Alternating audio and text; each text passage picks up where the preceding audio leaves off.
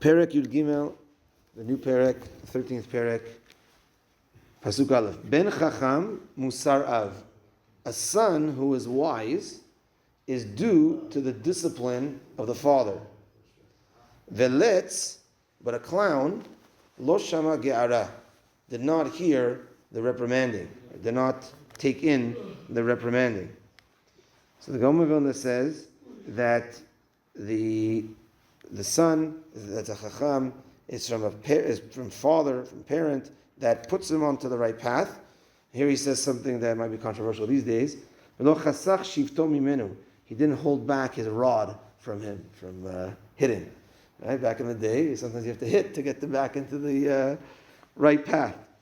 There's a whole midrash about it, how back in the day, a hit was, a hit is supposed to be not from anger at all, and it's supposed to be from love. How does it from love? But if it's from anger, then it's the kid sees the father's angry. But it's supposed to be that this is going to get you on the right path, not through anger, but through you did something wrong.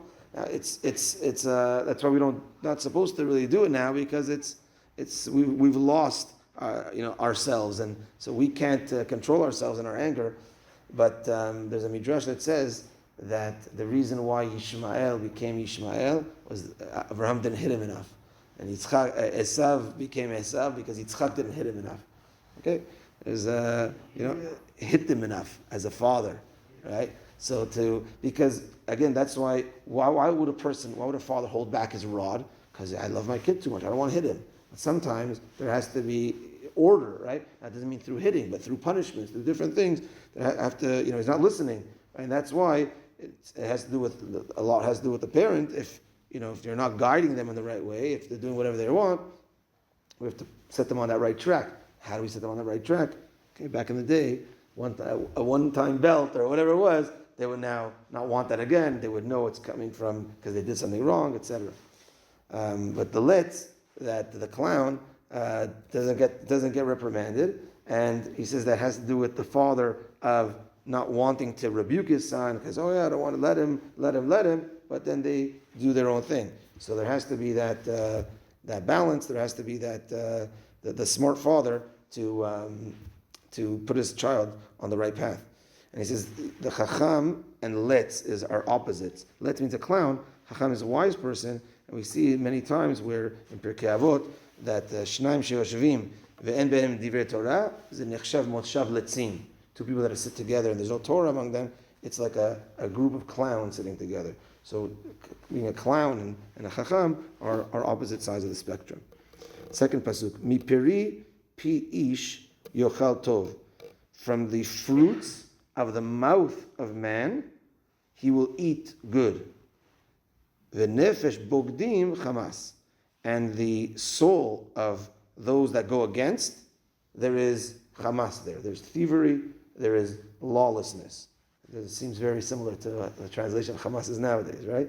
So this is a person will benefit from the fruits of his mouth. If he controls his mouth properly, he says good things, he will benefit from that. And that, he goes on, is the tzaddik that does his best to control what he says, to guard his mouth, and the Talmid Chacham that learns Torah, uses his mouth for Torah, uses his mouth for prayer, for tefillah, etc. But the opposite, so is a person that his soul is against, is boged, and that is lawlessness. And this, he says, is lawlessness in the mouth, where even though when the right now we had Parashat Noach this past week, and it says Chamas, that the world was full of Chamas. Chamas is thievery. So if the world is full of thievery, so in general you would say there are people that steal and people that get stolen from. And usually the guy that gets stolen from is not a guy that also steals. So he says two things. Number one was at the time of Noach, people were stealing, and the guys that got stolen from also stole. Everyone was stealing. But another explanation is the people that were stolen from were also guilty because they had what's called chamas dvarim, chamas in their mouth, which was they would curse the people that stole them from them. So you would think, okay, well that's a natural reaction. You just got stolen from. Well, hold on a second. You got stolen from. Deal with it but don't deal with it by now cursing and using your mouth in the wrong way. So mala'aretz chamas, another explanation is that there were people that were stealing, because chamas in general means thievery, and the people that were stolen from were also doing bad by using their mouth, chamas dvarim, chamas of the words, by cursing, etc. The last pasuk for today also has to do with guarding our mouth in the proper way. Notzer piv shomer nafsho. A person that guards his mouth, he's actually guarding his soul. Poshek sefatav, a person who opens his lips wide, mechitalo, it's his ruin. It brings him down. So here we have a pasuk that literally tells us, you guard your mouth, you're guarding your soul. Notzer piv shomer nafsho.